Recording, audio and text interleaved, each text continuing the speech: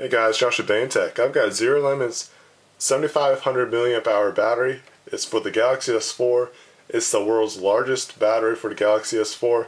I've had it on for a few days, so I was going to let you see the results and what I think about it and see what it looks like. ZeroLemon actually has quite a few instructions on the bag and some of the paperwork. For battery maintenance, they actually want you to charge it for 12 hours. I did that. And they want you to do 5 to 6 full cycles. So in order to get some good stats and for the best performance. And you're actually supposed to let it drain all the way down to 2%. Here are my battery stats. It's 2 days, 9 hours, 3 minutes and 50 seconds on the battery. Got 44% of the time the screen has been on, 7 hours, 33 minutes and 31 seconds. Other contributing factors is going to be my Google services, which is going to be basically network location, Google Contacts, Play Services, Account Manager, Google Services Framework.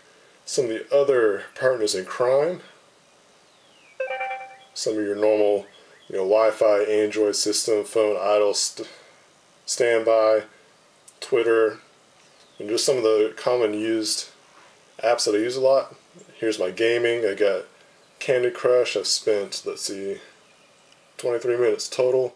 And some of the other contributing factors to battery drain is that I normally have my brightness all the way up during the daytime.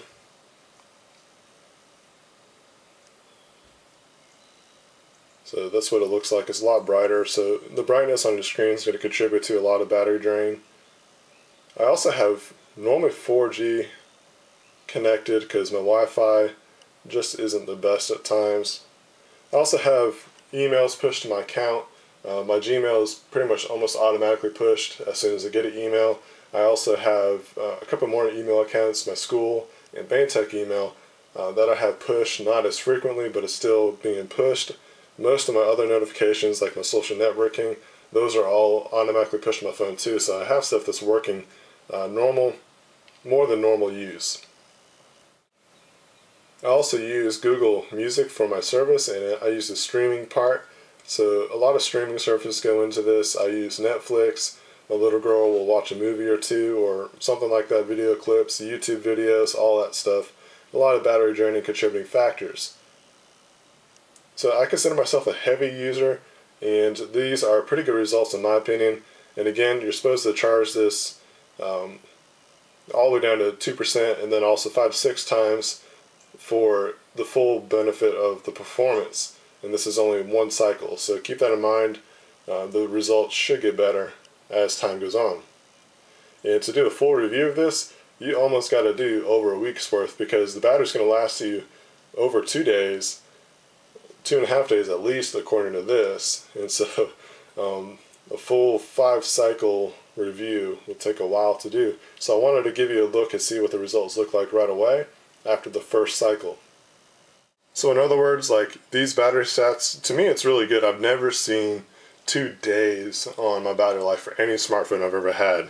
So it's really cool just to see that in itself. I've seen other users get about 3 days worth. I think the Smoking Android, he had about 3 days. And so it's going to vary from user to user, as any battery does. And again, this is the first cycle, so you're actually supposed to get it to 5 to 6 cycles for the best results.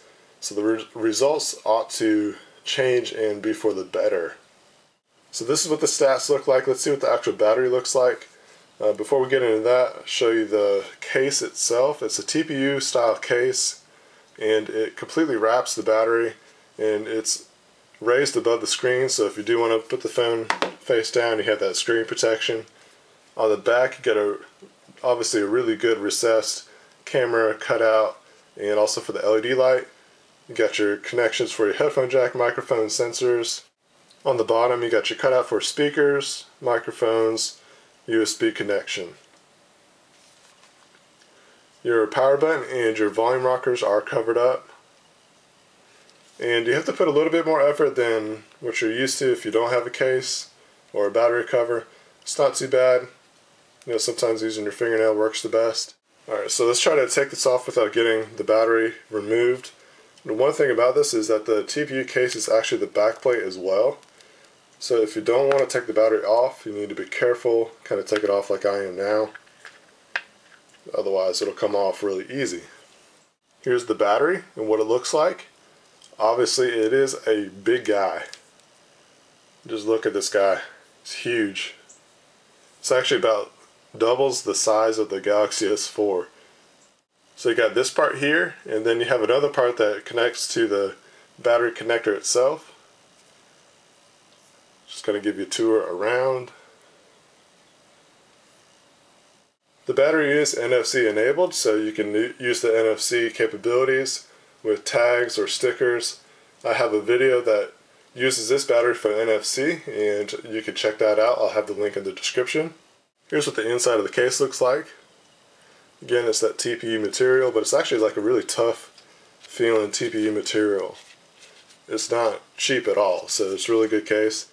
The case and battery come together as a package, so it's a really good deal. You're going to get a lot of battery life, and you get a case to go along with it so your phone still remains protected. Be sure to follow Bane Tech on all the social networks, Facebook, Twitter, Google+, and Instagram. Please subscribe to this channel. If you like this video, hit that thumbs up. Until then, this is Joshua Bane Tech. I'll see you in the next video.